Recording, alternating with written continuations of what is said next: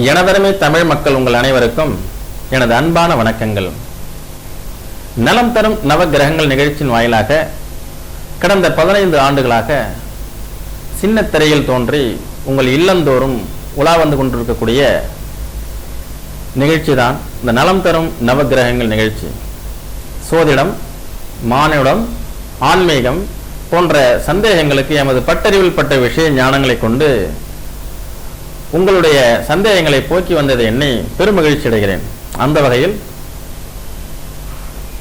இப்பொழுது இந்த நிகழ்ச்சியை பொறுத்தவரை சனி பெயர்ச்சி பலன்கள் 2015, 2016, 2017 2.5 ஆண்டுகளுக்கு ஒரு முறை ஒவ்வொரு ராசியையும் கடந்து வரக்கூடிய இந்த சனீஸ்வரனால் ஏற்படக்கூடிய சுகதுக்க அனுபவங்களை எந்தெந்த ராசிக்காரர்கள் எந்தெந்த அளவுக்கு பெற்றுக்கொண்டிருக்கிறார்கள் என்பதை அடையாளம் காட்டுவதே இந்த நிகழ்ச்சியினுடைய நோக்கமாகும். முழுக்க முழுக்க அந்த நிகழ்ச்சியின் நோக்கம் சோதிடத்தில் விழிப்புணர்வை ஏற்படுத்தி கோட்சார ரீதியான 30% பலன்களை, ஏன்னா 100% கோட்சாரமே வாழ்க்கை நம்மளுடைய அப்படிங்கிறது இறுதி செய்ய முடியாது. உங்களுடைய ஜாதக அடிப்படையில் நீங்கள் எதையும் வல்லமையுடன் பெறக்கூடிய வல்லமையை தரக்கூடிய லக்னமும் லக்னாதிபதியும் அதே மாதிரி நல்ல செயலாக்கம் உடைய உங்களுடைய ராசியும் எல்லாம் வலிமையாக இருந்து நல்ல தசாபுத்தியும் நடந்திருந்து இந்த சனிப்பெயர்ச்சி பலன்களும் உங்களுக்கு சாதகமாக இருந்ததுன்னா 100% வெற்றி. சரி, அதை நம்ம நிறைய நிகழ்ச்சிகளில் நிறைய விதவிதமாக பார்த்தாச்சு. ஒவ்வொரு நிகழ்ச்சியில் வந்து பார்க்கும்போது கடந்த நிகழ்ச்சியில் மகர ராசியை நம்ம பார்த்தோம். இந்த நிகழ்ச்சியில் வந்து பார்த்தீங்கன்னா கும்ப ராசியை பார்ப்போம். அதுக்கு முன்னாடி ஒவ்வொரு ராசிக்கும் ஒவ்வொரு பழமொழிகளை நம்ம சொல்லி வந்துட்டு இருக்கிறோம். கடந்த நிகழ்ச்சியில் வந்து மகர ராசிக்கு உண்டான பழமொழியை நான் சொல்லாதனால நிறைய நேயர்கள் வந்து தொலைபேசியில் தொடர்பு கொண்டு, சார் மகர ராசியினுடைய பழமொழியை விட்டுட்டீங்க, அது அடுத்த நிகழ்ச்சியில் சொல்லுங்கன்னு நினைவுபடுத்தினாங்க. அந்த அதாவது மகரத்தானுடன் வழக்கிடல், இதுதான் மகர ராசியினுடைய பழமொழி. அது என்னங்க, இது மகரத்தானுடன் வழக்கிடல்னா என்ன சார்? மகர ராசி என்பது தத்துவார்த்தமான ராசி. பல சட்ட திட்டங்களை ஆய்வு செய்யக்கூடியது, பல சட்ட திட்டங்களை உருவாக்கக்கூடியது. ஒரு அரசியல் அமைப்பு சட்டத்தை உருவாக்கக்கூடியதும் மகரம்தான். அந்த சட்டத்தில் என்ன மாதிரியான ஓட்டைகள் இருக்குங்கிறது தெரிஞ்சுக்கிறதும் இந்த மகரம்தான். அதனால அந்த மகர ராசியில பிறந்தவங்களை வந்து அவங்களுக்கு நேராக வழக்குங்கிறது வம்பு பண்ணியோ சண்டை போட்டோ வழக்கு தொடர்ந்தோ அவங்களை வெற்றி கொள்ள முடியாது. இது மகர ராசிக்கும் பொருந்தும், மகர லக்னத்திற்கும் பொருந்தும். ஏதோ சில நேரங்களில் வந்து அவங்களுக்கு நேர காலங்கள் கெட்டிருந்ததுன்னா அந்த மகர ராசிக்காரங்க தோல்வி தழுவியிருப்பாங்க. ஆனால் உண்மையான கருத்து அப்படின்னா 170% மேலே மகர ராசிக்காரங்கள்ட்ட வழக்கு போட்டு ஜெயிக்கவே முடியாது. அவங்க தான் ஜெயிப்பாங்க, வழக்கே அவங்க தான். அதனால மகர ராசியினுடைய பழமொழி என்ன? மகரத்தானுடன் வழக்கிடல். சரிங்க, இந்த நிகழ்ச்சியில் நாம் வந்து கும்ப ராசியினுடைய பலன்களை பார்த்துருக்கோம். ஒவ்வொரு ராசிக்கும் ஒரு பழமொழி சொல்கிறீங்களே, கும்பத்தான் மீளான், இது கும்பராசினுடைய பழமொழி. சரி, அது என்ன மீளான்னா என்ன சார்? நாங்கள் வாழ்க்கையில் மீளவே முடியாதா, ரொம்ப அடிமட்டத்திலே இருக்கிறதான்னு கேட்டிங்கன்னா அப்படி இல்லை. உங்களை மாதிரி நேர்த்தியான மனிதரை பார்க்க முடியாது. ஒரு சாலைகளில் வாகனத்தை ஓட்டும் பொழுதும், அதே மாதிரி நீங்கள் உணவு உண்ணும் பொழுதும், உங்களுடைய ஆடைகளை அணியும் பொழுதும், ஒருவரிடம் பேசும் பொழுதும், ஒரு செயலை செய்யும் பொழுதும் எல்லாத்துலேயுமே நீங்கள் நேர்த்தியாக செயல்படுவீங்க. உதாரணத்துக்கு சொல்ல போனால், இந்த இடிச்சு பிடிச்சிட்டு போய் பஸ்ஸில் ஏறாதவங்க யாருன்னா கும்பராசி. ஓடிட்டு இருக்கக்கூடிய பஸ்ஸில் ஓடி போய் ஏற முடியாதுன்னு சொல்லக்கூடியவங்க யாருன்னா கும்பராசி. இதே மேச ராசி விட்டிங்கனாக்கா பஸ் எவ்வளோ வேகமாக ஓடிட்டு இருந்தாலும் ஓடி போய் ஏறி உட்காந்துருவாங்க. அதே கடகராசி மின்னல் வேகத்தில் ஓடி போய் பஸ்ஸை பிடிச்சிருவாங்க. ஆனால் இந்த கும்பம் மீனம்லாம் இருக்குது பார்த்தீங்களா, அவங்களுக்கு தகுந்த பஸ் வர வரைக்கும் காத்திருப்பாங்க, அல்லது பிளான் பண்ணி அதுக்கு முன்னாடியே வந்து அங்கே நின்றுவாங்க. ஒரு செயலை திட்டமிட்டு செய்யக்கூடிய ஒரு செயல் வேகம் உடைய மனிதர் யார் அப்படின்னா அது கும்பராசிக்காரங்க தான். ஏன்னா இந்த ராசி பலன்களை தெரிஞ்சுக்கிட்டாங்கன்னா தான் வரக்கூடிய அந்த சனிப்பெயர்ச்சி பலன்கள் எல்லாம் எவ்வாறெல்லாம் நீங்கள் எச்சரிக்கையாக இருக்கணுங்கிறத உங்களை தயார்படுத்திக்க முடியும். எல்லா ராசிக்காரர்களுக்கும் ஒன்று மாதிரியே ஒரே மாதிரியே இந்த சனிப்பெயர்ச்சி பலன்களை தருவதில்லை. என்னதான் மகர ராசிக்கு வந்து நாம் சொன்னோம் 11ஆம் இடத்துல அவங்களுக்கு சனி வருது, எடுத்த காரியங்கள் எல்லாத்துலையும் வெற்றி, நீங்கள் தைரியமாக இருங்க அப்படின்னு. அதே மாதிரி இந்த கும்ப ராசிக்காரங்களுக்கும் ராசிக்கு அதிபதி விரையாதிபதியே ராசிக்கு 10ஆம் பாவகத்தில் போய் கர்மச்சனி என்ற ஒரு நிலைப்பாடுகளை இப்போ ஏற்படுத்துது. இந்த வரக்கூடிய 2.5 ஆண்டு காலம் டிசம்பர் 16ஆம் தேதியிலிருந்து வாக்கிய கணிதப்படி சனி 10ஆம் பாவத்துக்கு போயாச்சு. அதே மாதிரி நவம்பர் 2ஆம் தேதி திருக்கணித அடிப்படையில் சனி வந்து இவங்களுக்கு 10ஆம் பாவத்துக்கு போயாச்சு. சரி, கடந்த 2.5 ஆண்டு காலம் 9ஆம் பாவத்தில் இருந்தது இல்லையா, அது எவ்வளோ நல்ல இடமா என்ன அப்படின்னு பார்த்தா, உண்மையிலேயே ராசியாதிபதி 9இல் உச்சம் பெற்று, ராசியாதிபதியாகிய கும்ப ராசிக்கு அதிபதி 9ஆம் பாவகத்தில் உச்சம் பெற்றிருக்கும் பொழுது பல்வேறு விதமான சிறப்பான காரியங்கள் எல்லாம் செவ்வனே செய்து முடித்திருப்பார்கள். வீடு கட்டுதல், தோட்டம் அமைத்தல், வாகனங்கள் வாங்குதல், பாக்கியங்கள் வந்து பல்வேறு விதமான சுக பாக்கியங்களை எல்லாம் அனுபவிக்கக்கூடிய அடையக்கூடிய அமைப்பு கடந்த 2.5 ஆண்டு காலம் இவங்களுக்கு இருந்தது. சனி என்னதான் வந்து 9லிருந்து நல்பலன்களை கொடுக்காது அப்படின்னு நம்ம வாதம் செய்தாலும், கும்ப ராசிக்கு அதிபதியாக இருக்கக்கூடிய புரட்டாதி நட்சத்திரம், சதய நட்சத்திரம், அவிட்ட நட்சத்திரம், 3 நட்சத்திரத்தை சார்ந்தவங்களும் அங்கே இருக்காங்க இல்லையா. சதய நட்சத்திரம்லாம் பார்த்தீங்கன்னா எவ்வளோ விதமான சாதனைகளை செய்தாங்க இல்லையா. அந்த சனியினுடைய சப்போர்ட் இல்லாமல் எப்படி செய்ய முடியும்? சதயம் அப்படிங்கக்கூடிய நட்சத்திரம் 100 நட்சத்திர கூட்டங்களின் தொகுப்பு. அந்த நட்சத்திரம் நின்ற வீடு எது அப்படின்னாக்கா, உங்களுக்கு வந்து நட்சத்திரத்துக்கு அதிபதி யாருன்னா ராகு. அந்த சதய நட்சத்திரத்தில் வந்து பிறக்கக்கூடிய கும்ப ராசிக்காரர் தான் பிறந்தவர் தான் நம்முடைய தஞ்சை சோழ மண்டலத்தை ஆட்சி செய்து வந்த ராஜராஜ சோழன். அவர் கட்டிய அந்த மாபெரும் தஞ்சை பிரகதீஸ்வரர் ஆலயம் இன்று வரை மிக பொலிவோடு உலகத்தினுடைய மிக சிறந்த அற்புதமான படைப்புகளில் அது ஒன்றாக இருக்கிறது அல்லவா. அப்போ அந்த சனியினுடைய ராசிக்காரர்கள் கடந்த நிகழ்ச்சியில் தான் சொன்னோம், அந்த மகர ராசிக்காரங்க எவ்வளவு தத்துவார்த்தமாக உணர்வாங்க. அதே மாதிரி கும்ப ராசிக்காரங்கள் வந்து ஆற்றல்கள் நிரம்பி வழியக்கூடியவர்கள். நிறைகுடம் தழும்பாது என்று சொல்வார்கள். அப்படின்னா என்ன?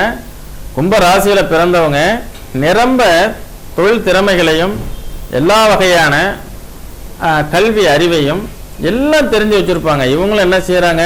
தன்னை வெளிப்படுத்திக் கொள்வதில் அவ்வளவு சிறப்பாக ஆர்வம் காட்டுவதில்லை. ராஜராஜ சோழன் ஒரு சிற்ப கலையின் வாயிலாக ஒரு அற்புதமான ஒரு கோவிலை கட்டி அதன் மூலம் தன்னை வெளிப்படுத்திக் கொள்ளும் பொழுது அவருடைய புகழ் அழியாத புகழாக இருக்கிறது. ஆனால் விளம்பர பிரியர்களாக இவங்க இல்லாததுதான் இவங்களுடைய தோல்வியினுடைய ரகசியம். கும்ப ராசிக்காரங்க தன்னை விளம்பரப்படுத்திக் கொள்வதில்லை.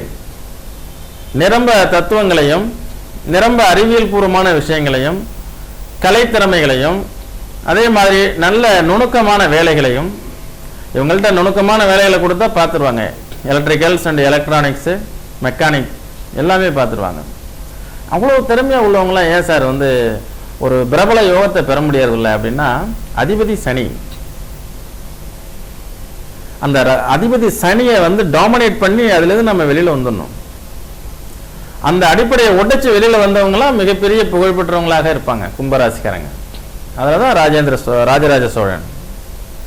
அது மாதிரி இவங்களுடைய ராசியினுடைய இயல்புகள் அப்படிங்கிறது ஒன்றை பிரபகண்டாப்படுத்துவதில்லை, ஒன்றை பிரபலப்படுத்திக் கொள்வதில்லை. நிரம்ப படித்திருப்பார்கள். MA, MSc, MPhil, PhD வரைக்கும் பண்ணியிருப்பாங்க, வெளியில தெரியாது. இவங்களாம் மிகச்சிறந்த விஞ்ஞானிகள், நல்ல ஆய்வுபூர்வமான மனிதர்கள், ஆராய்ச்சி நோக்கம் உடையவர்கள். இவங்களாம் வந்து நல்ல புதைபொருள் ஆராய்ச்சி, ஏன்னா எந்த ஒரு விஷயத்தையும் ஸ்கேன் பண்ணி பார்க்கக்கூடிய தன்மை யார் யாருக்கு இருக்கு அப்படின்னா அந்த மகரம் கும்பம். அதுல நம்பர் 1 யாரு அப்படின்னா கும்பராசி. அப்ப இவங்க யாரையாவது பார்த்தாங்கன்னா அவங்களுடைய கெடுதல் மட்டும் இவங்களுக்கு முன்னாடி தெரியும்.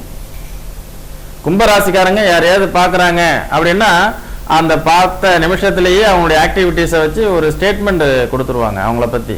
அந்த அளவுக்கு வல்லமை யாருக்கு இருக்கு அப்படின்னா கும்பராசிக்காரங்களுக்கு தாங்க இருக்கு. இவ்வளவு திறமைகள் படைத்தவங்க அந்த 9ஆம் பாவகத்துல இருந்து 10ஆம் பாவகத்துக்கு சனி வரும்போது என்னென்ன மாதிரிலாம் பிரச்சனைகளை ஃபேஸ் பண்ண போறாங்க அப்படிங்கிறத நம்ம பார்க்க போறோம். அதற்கு பிறகு பார்த்தீங்கன்னா, அதற்கு முன்னதாக இந்த கும்ப ராசிக்காரர்கள் வந்து நிறைய படித்தவர்கள், நல்ல ஆசிரியர்கள், வழக்குரைஞர்கள், அந்த பில்டர்ஸு, ரியல் எஸ்டேட் நிபுணர்கள், இப்படியெல்லாம் நிறைய தொழில்களை அவங்க செய்யலாம். ஏன்னா அவங்க ராசிக்கு உண்டான அதிபதியாகிய சனியினுடைய தொழில் அது. அவங்களுக்கு இன்னும் நிறைய நம்ம இந்த நிகழ்ச்சி வந்து மிக குறைந்த நேரமே இருக்கிறதுனால இதெல்லாம் விரிவாக நம்ம பார்க்க முடியறதில்ல. இருந்தாலும் உலகெங்கிலும் இருக்கக்கூடிய தமிழ் மக்கள் இந்த கும்ப ராசியை பற்றி, மகர ராசியெல்லாம் நீங்கள் எதையுமே போடவே இல்லை யூடியூப்பில் என்ன சொன்னதுனால அவங்களுக்காகவே வந்து நாம் இதை அரை மணி நேர நிகழ்ச்சியாக இதை பண்ணிகிட்ருக்கோம். கும்பத்தான் மீளான் அப்படிங்கிறது என்ன அப்படின்னா, ஒரு 40 வயசு இருக்கக்கூடிய கும்பராசிக்காரர் ஒரு 50 வயசு ஆச்சுன்னா நான் இந்த ஃபீல்டை விட்டு மாறிடுவேன், மாறிட்டு நான் அப்படியே நான் ரிலாக்ஸ் பண்ண போகிறேன்னு சொல்லுவாங்க. அப்புறம் 50 வயசில் போய் கேட்டோம்னா அதுக்கப்புறம் இன்னொரு 10 வருஷம் நான் வந்து வேறு வகையில் நான் போராடிட்டு இருப்பேன், அதுக்கப்புறம் நான் 60 வயசில் ரிட்டைர்மெண்ட் ஆகிடுவேன்பாங்க. 60 வயசு ஆன கும்பராசிக்கார்ட்ட போனால் என்னமோ இன்னைக்கு பிறந்தது மாதிரி அவர் என்ன பண்ணுவார், புதுசாக ஒரு ப்ராஜெக்டை ஒன்று உருவாக்கி அதை தலைமை தாங்கிட்டு அதை ரன் பண்ணிட்டு இருப்பார்.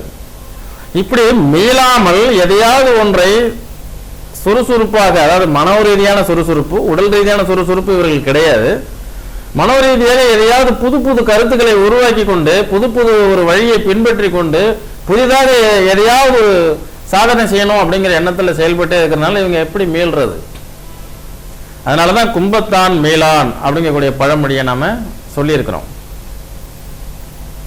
இவங்க பார்த்தீங்கன்னா எந்த ஒரு காலகட்டத்திலுமே வந்து தற்பெருமை அடித்துக் கொள்வதில்லை. தற்பெருமை மீறி அடித்துக் கொள்ளக்கூடிய கும்பராசிக்காரர்களாக இருந்தால் அவர்கள் வந்து அந்த நிலையில் நீடிக்க முடியாது. சில காலங்கள் வேண்டுமானால் தற்பெருமையாக பேசிக்கொண்டிருக்கலாம். இவங்க எந்த அளவுக்கு தன்னுடைய திறமைகளை உள்ளடக்கி அதை வெளிக்காட்டாமல் மனிதர்களிடம் பேசுகிறாரோ அப்பொழுது அங்கு பிறகு பின்னாடி சென்ற அவர்கள்லாம் அந்த மனிதர்கள் இவரை பற்றி பெருமையாக எல்லாரிடம் சொல்லிக் கொண்டிருப்பார்கள். இவருடைய திறமைகளை பறைசாற்றும் போது பிரத்தியார்கள்லாம் என்ன செய்வாங்க, இவங்களுடைய பின்புறம் போய் நின்று இவர்களை பரிகாசம் செய்வார்கள், ஏளனம் செய்வார்கள். ஏன்னா அந்த கும்பராசிக்காரங்களை பொறுத்த வரைக்கும் இவங்களும் நல்ல கிங் மேக்கராக இருப்பாங்க. நிறைய பேரை உருவாக்கி விடுவதில் வல்லமை படைத்தவர்கள். ஏன்னா சூட்சுமவாதிகள், சூட்சுமமா ஒரு விஷயத்தை ஹேண்டில் பண்ணணும், எப்படி பண்ணணும்.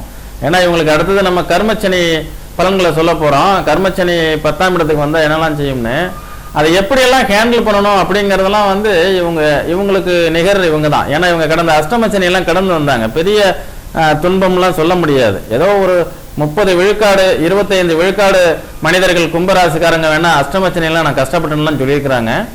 மீதி எல்லாரும் அதில் தான் நான் செட்டில் ஆனேன், அதில் தான் எனக்கு வந்து லைஃபே கிடைச்சுன்னு சொன்னவங்களா இருக்காங்க.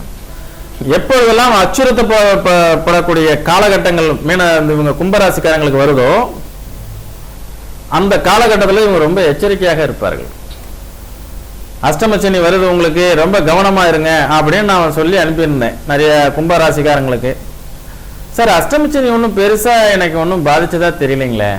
அப்போ அவங்களுடைய ரிசல்ட், ஏன்னா ஜோதிடம் என்பது ஏட்டுக்கல்வி கூட்டுக்காகாதுன்னு சொல்லுவாங்க. அது மாதிரி வெறும் புஸ்தகங்களில் மட்டும் நம்ம படிச்சுட்டு ஜோசியம் சொல்ல முடியாது.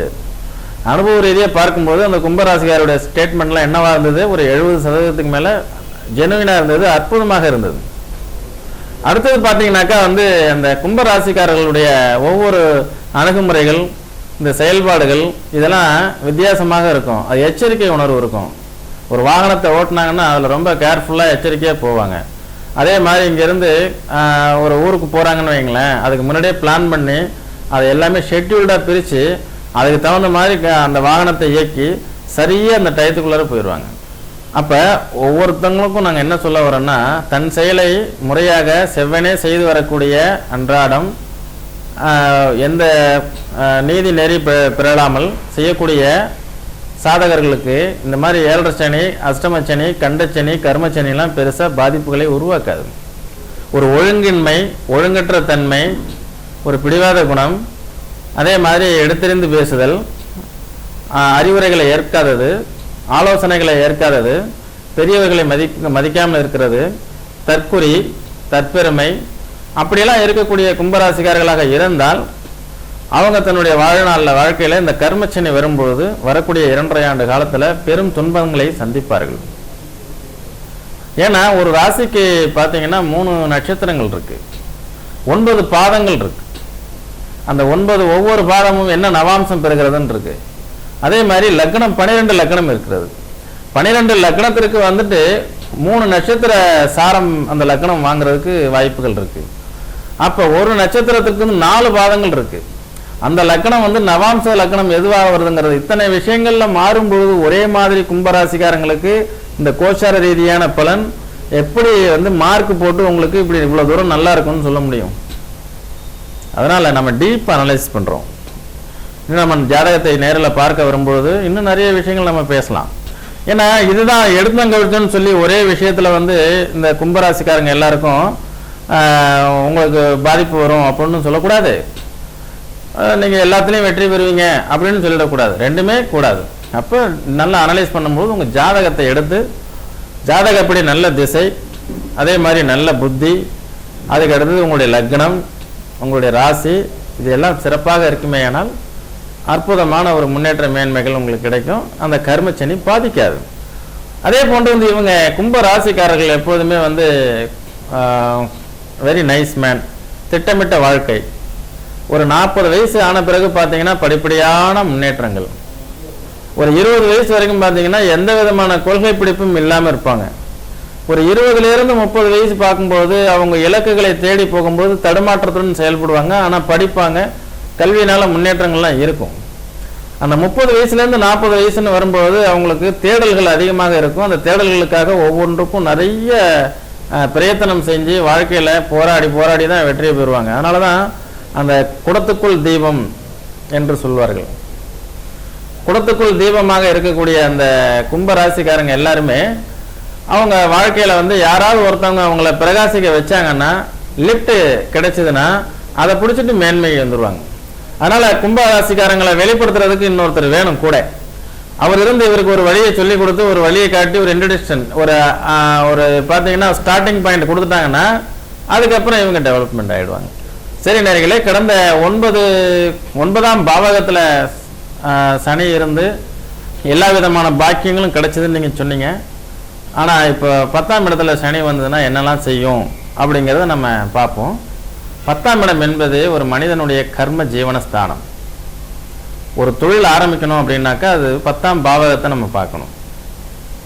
அந்த 10ஆம் பாவகத்தில் ஏதாவது கோள்கள் இருக்கான்னு பார்க்கணும். கோள்கள் 10ஆம் பாவத்தில் இருக்கிறது தப்பில்லை. 10ல் ஒரு பாவியாவது இருக்க வேண்டும் என்று தானே சொன்னாங்க. ஏன் அப்படின்னா எந்த ஒரு கிரகம் ஒரு இடத்துல இருக்கோ அந்த பாவகத்தை அது இயங்க செய்யும். அந்த பாவகம் இயக்கப்படும். கோள்கள் நிறைந்த பாவகம் தான் சிறப்பான பாவகம். அப்ப கோள்கள் வரிசையாக இருக்க வேண்டும். கிரக மாளிகா யோகம் என்று சொல்வார்கள். அதை எல்லா கோள்களும் ஒரே வீட்டில் இருந்துன்னு வைங்களேன், அது ஆகாது. அது கிரக யுத்தத்தை ஏற்படுத்தும். அதே கோள்கள் வந்து 6, 8, 12 மறைந்திருந்தாலும் பிரயோஜனம் இல்லை. இதெல்லாம் நிறைய பேசிக்கான விஷயங்கள். நீங்க ஜாதகம் பார்க்க வரும்போது உங்களுடைய ஜாதக ரீதியாக நம்ம அதெல்லாம் பார்த்து சொல்றோம், தெரிஞ்சுக்கலாம்.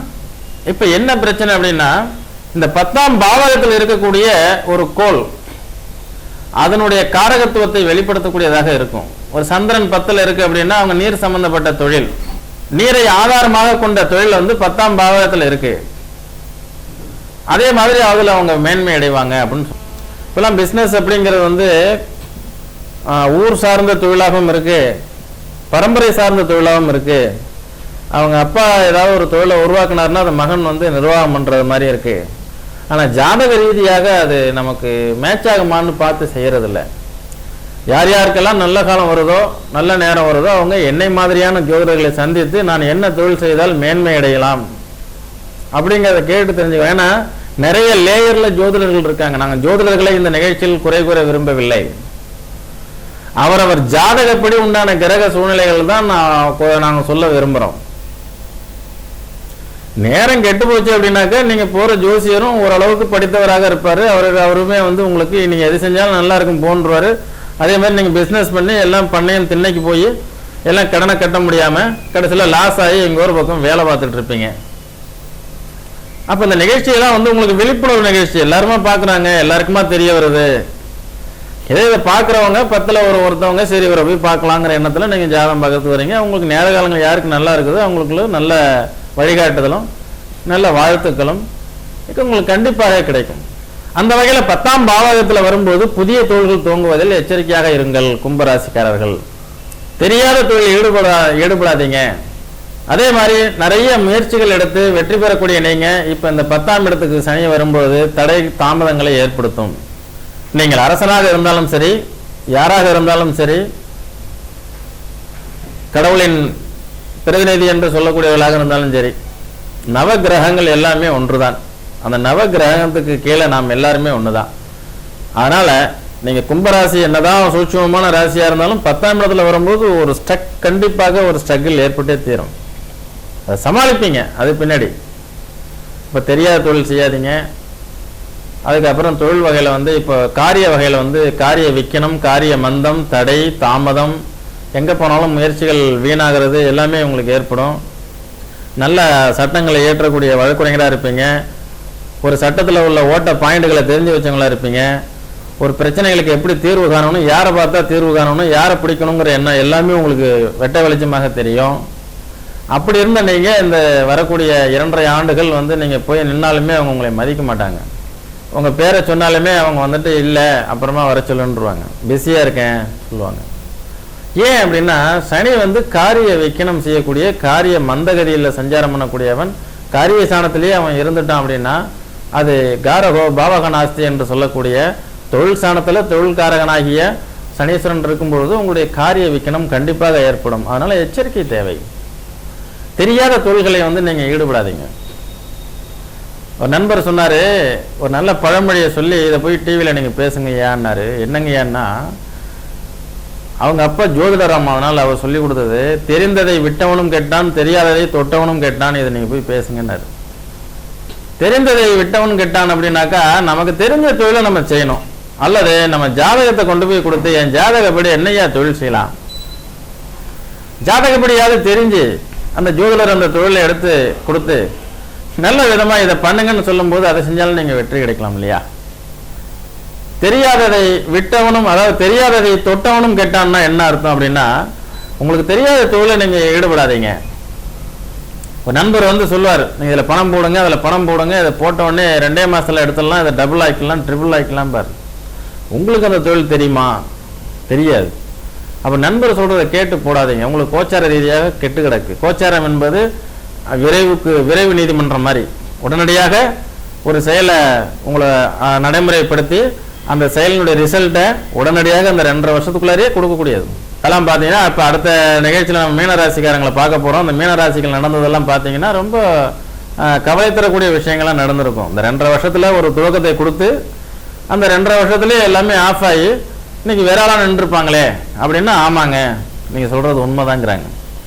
எப்போதுமே நம்ம முன்னாடியும் பின்னாடியும் பார்த்தே போகணும்னு சொன்னோம் இல்லையா. நீங்கள் உங்கள் ராசிக்காரங்களாம் உங்களுடைய முன்னாடி உள்ள ராசியை கேளுங்க, பின்னாடி உள்ள ராசியை கேளுங்க. கடந்து வந்தவங்க சொல்லுவாங்க பின்னாடி உள்ள ராசி அதே மாதிரி எப்படியா இருக்குங்க அப்படின்னு. அது அனுபவம் தானே உங்களுக்கு. உங்களுக்கு முன்னாடி போன ராசி இருக்கு இல்லையா, அதை கேட்டீங்கன்னாக்க இந்த உங்க இடத்த கடந்தது அவங்க தானே. ஐயா அந்த இடத்துல இருக்கும்போது நான் இந்த மாதிரி துன்பங்கள்லாம் அனுபவிச்சாங்கும் போது இதுல கொஞ்சம் வேரியேஷன்ஸ் இருக்கும், அவ்வளவுதான். எல்லாருக்கும் ஒண்ணு போல இருக்காது. ராசிக்காரர்கள் எடுத்துக்கொள்ளக்கூடிய விதம். இந்த ஜோதிட நிகழ்ச்சியை உலகமெங்கும் பார்த்து கொண்டிருக்கக்கூடிய தமிழ் மக்கள் அனைவருமே என்ன நினைப்பாங்க, ஓகே நமக்கு இவர் சொல்றது எந்த அளவுக்கு மேட்ச் ஆகுது, நீங்க எடுத்துக்கூடிய விதம் தானே. ஒருத்தர் இதை ஓகே லைக் அப்படின்னு பாரு, இன்னொருத்தர் இதை நாட் ஓகே அன்லைக் அப்படின்னு போட்டு போவாரு. எதுவுமே நம்ம அதை பெருசா எடுத்துக்க கூடாது இல்லையா. அதனால நான் என்ன சொல்ல வரேன் அப்படின்னா, கவனமாக செல்லுங்கள். மிதவேகம் மிக நன்று, பதறிய காரியம் சிதறிவிடும். அப்ப பழுதடைந்த பாலம் மெதுவாக செல்லவும். எவ்வளவு அற்புதமான சாலைகள்ல போட்டிருக்காங்க. அதெல்லாம் கவனிச்சிங்கனாலே போதுமானது. வரக்கூடிய 2.5 வருஷம் அதான் பெரியாரம் கும்பராசிக்காரங்களுக்கு. அதெல்லாம் பார்த்து ஒவ்வொரு செயல்களை நல்ல நிதானமாக செயல்பட்டீங்கன்னா வெற்றி 100% வெற்றி நிச்சயம். நீங்க எல்லா புகழ்களையும் உங்களால் தக்க வச்சுக்க முடியும். நான் இது மாதிரி தொழிலை செஞ்சேன் நான் இழந்துட்டேன்னு சொல்ல முடியாது. இதை மீறி நல்ல ஆர்வம் உடைய, தொழில் பண்ணணுங்கிற எண்ணம் உடைய, அது மாதிரி கல்யாண காரியங்கள் செய்யணும்னு இருக்கக்கூடியவங்க, அதே மாதிரி பிஸ்னஸ்ல ஜெயிக்கணும்னு நினைக்கக்கூடியவங்க எல்லாரும் என்ன பண்ணுங்க, உங்களுடைய பேசிக்கான உங்களுடைய ஜாதகத்தை எடுத்து இன்னைக்கு என்ன தசபுத்திகள் நடக்குதுங்கிறதை பார்த்து அதற்கு தக்கவாறு நீங்க மாற்றி அமைத்து கொண்டால் வெற்றி கண்டிப்பாக நிச்சயம். எனவே நேயர்களே, இந்த நிகழ்ச்சியில நம்ம என்னென்னலாம் பார்த்தோம்னா, கும்பராசியினுடைய இயற்கையான குணங்கள் பார்த்தோம். கும்பத்தான் மீளான் அப்படிங்கக்கூடிய பழமொழிக்கு என்ன அர்த்தங்கிறத பார்த்தோம். கடந்த 9ஆம் பாவகத்துல 2.5 ஆண்டுகள் சனீஸ்வரன் இருக்கும்போது அவங்களுக்கு என்ன மாதிரிலாம் நன்மைகள்லாம் நடந்ததுங்கிறத பார்த்தோம். இப்போ வரக்கூடிய 2.5 ஆண்டு காலம் கர்மச்சனி என்று சொல்வார்களே, 10ஆம் பாவகத்துல சனீஸ்வரன் இருந்ததுன்னா எந்த மாதிரியான பாதிப்புகளை ஏற்படுத்தும் அப்படிங்கிறதெல்லாம் நம்ம பார்த்தோம். இதையெல்லாம் செவ்வனே தெரிஞ்சுக்கிட்டு, ஏன்னா இயற்கையான குணாதிசயம் உங்களுக்கு என்னவா இருக்கு அப்படின்னா நல்ல நேர்த்தியான மனிதர்கள்னு சொன்னோம். நல்ல டேலண்ட், அறிவு, புத்தி, ஞானம் எல்லாமே உங்களுக்கு இருக்கு. ஸ்கேன் பண்ணி ஊடுருவி பார்க்கக்கூடிய தன்மைகள் இந்த கும்பராசி மகர ராசிக்காரங்களுக்கு உண்டு. அப்படிப்பட்ட கும்ப ராசிக்காரர்கள் வந்து இங்க எந்தெந்த வயசுகள்லாம் எப்படியெல்லாம் இருப்பீங்கலாம் சொன்னோம். எந்தெந்த வயசுல நீங்க சிறப்பாக செயல்படுவீங்க அப்படிங்கிறதெல்லாம் நம்ம பார்த்தோம். இதெல்லாம் வந்து மிக சுருக்கமாக இந்த அரை மணி நேர டிவி நிகழ்ச்சியில உங்களுக்கு கொடுத்துருக்குறோம். இதை விளக்கமாகவும் தெளிவாகவும் நீங்கள் தெரிஞ்சுக்கும் பொழுது இன்னும் நல்ல பல அரிய தகவல்களை நீங்கள் பெற்று அதன் வாழ்வில் பயன்படுத்தினீர்களேயானால் வெற்றி நிச்சயம் என்பது 100% உறுதியாகும். எனவே இந்த நிகழ்ச்சியை வந்து இன்னைக்கு நாம் கும்ப ராசியினுடைய பலன்களை, சனிப்பெயர்ச்சி பலன்களை பார்த்தோம். இனி அடுத்தது மீன ராசிக்காரர்களுடைய சனிப்பெயர்ச்சி பலன்களை நிகழ்ச்சியில் உங்களை சந்திக்கிறேன். நன்றி, வணக்கம்.